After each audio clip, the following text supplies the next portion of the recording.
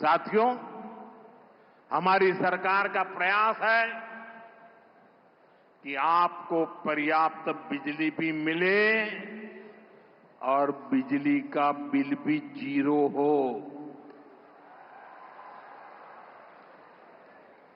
और इसलिए हमने पीएम सूर्यघर मुफ्त बिजली योजना शुरू की है। गुजरात में लाखों परिवार इस योजना से जुड़ चुके हैं। भाइयों और बहनों, दुनिया के जिन भी देशों ने समृद्धि पाई है, वहां समंदर समृद्धि का एक बहुत बड़ा कारण रहा है। यहां भी धोलावीरा का उदाहरण हमारे सामने है। लोथल जैसे प्राचीन पोर्ट सिटी यहां हुआ करते थे। ये भारत की प्राचीन सभ्यता की समृद्धि के केंद्र रहे हैं। हमारा पोर्ट लेड डेवलपमेंट का विजन इसी महान विरासत से प्रेरित है। भारत पोर्ट के इर्द गिर्द बसे शहरों को विकसित कर रहा है। सी फूड से लेकर टूरिज्म और ट्रेड तक कोस्टल रीजन में देश एक नए इकोसिस्टम का निर्माण कर रहा है। देश पोर्ट्स के विस्तार और आधुनिकीकरण उस पर बहुत बड़ा निवेश कर रहा है और इसके परिणाम भी शानदार है। देश के कुछ बड़े पोर्ट्स ने पहली बार एक साल में record 15 crore ton cargo handle किया है। इसमें हमारा कंडला का दीनदयाल पोर्ट भी शामिल है।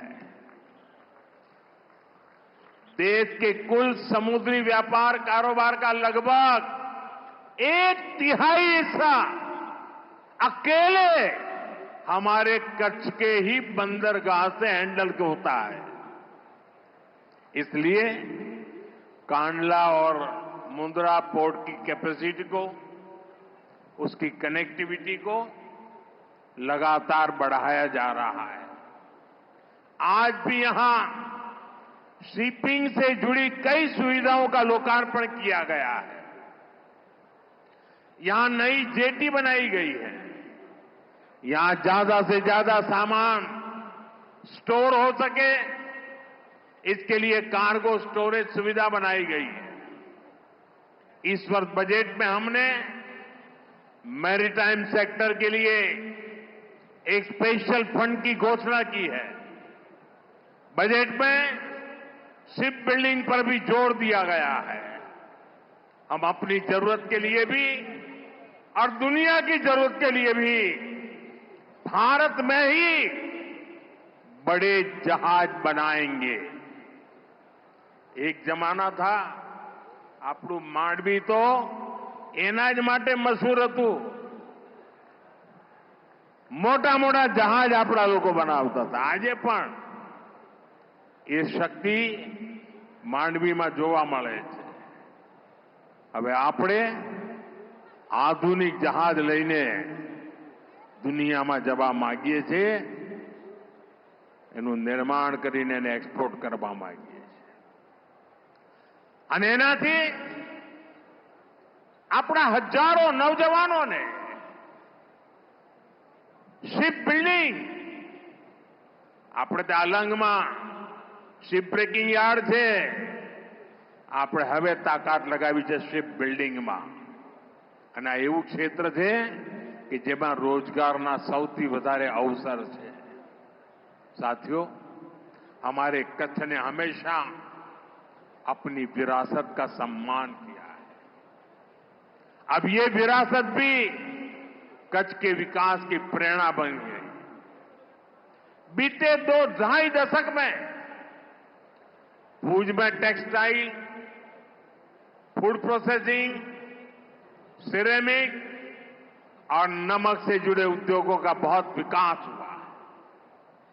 कच्ची कढ़ाई, ब्लॉक प्रिंटिंग, बांधनी, कपड़े और चमड़े का काम, इनकी धूम हर तरफ दिखाई देती है। અને આપણું ભુજોડી કોઈ પણ કદાચ હસ્તકલાનું કાર્યક્રમ એવો ના હોય કે એમાં અમારું ભુજોડી ના હોય. અજરક પ્રિન્ટિંગની પરંપરા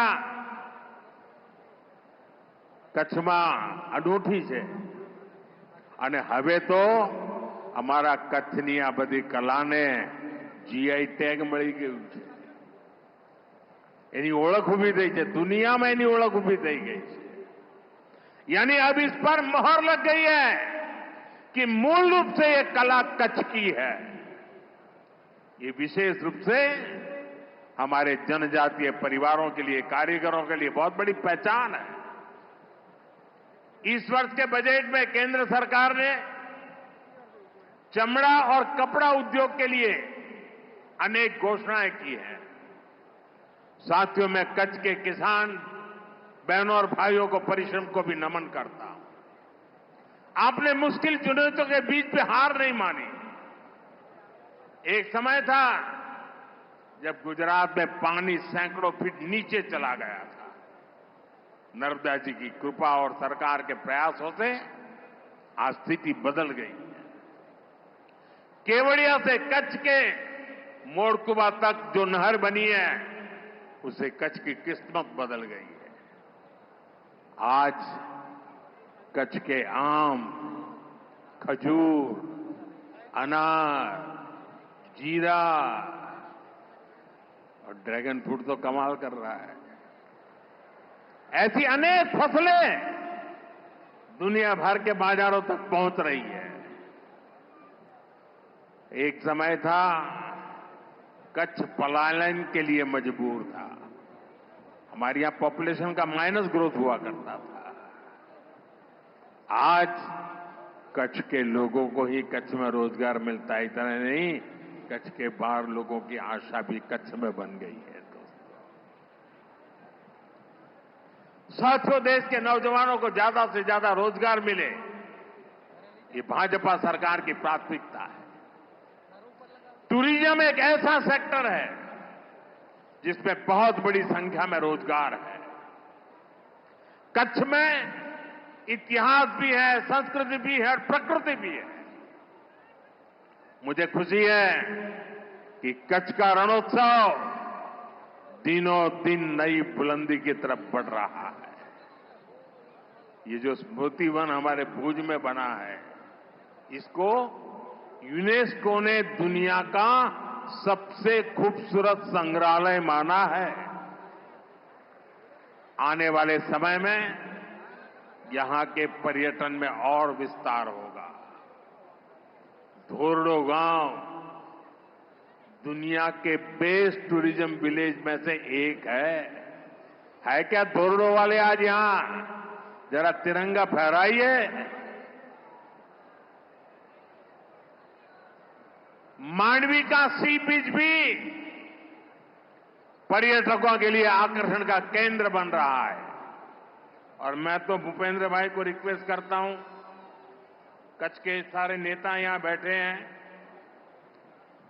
जब हमारा रणोत्सव चलता हो, क्या उसी समय हम कच्छ के बीच पर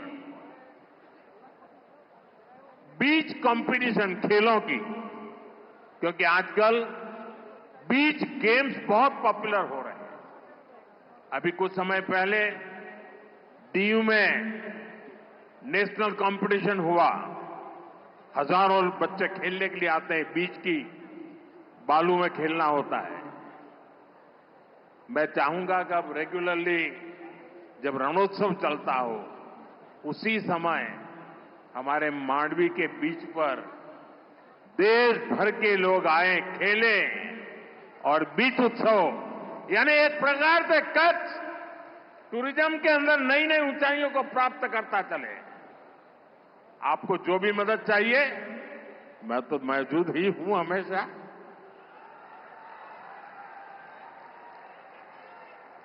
साथियों, अहमदाबाद અને ભુજની વચ્ચે નમો ભારત રેપિડ રેલ આણે પણ ટુરિઝમને મોટી તાકાત આપી છે. साथियों, આજે 26 મે છે.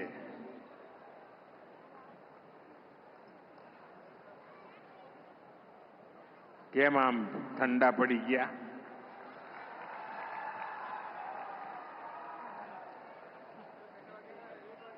આપ સૌ ગુજરાતના ભાઈઓ બહેનોએ મને વાજતે ગાજતે ગુજરાતમાંથી વિદાય આપીને દિલ્હી મોકલ્યો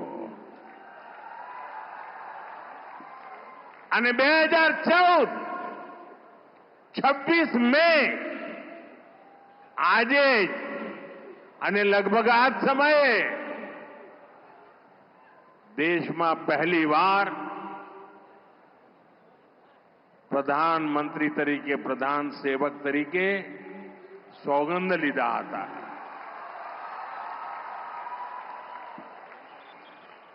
આપના આશીર્વાદથી 26 મે 2014 ગુજરાત સેવામાંથી આગળ વધીને રાષ્ટ્ર સેવામાં 11 વર્ષની યાત્રા અને વિધિના જોગાનુજોગ જુઓ.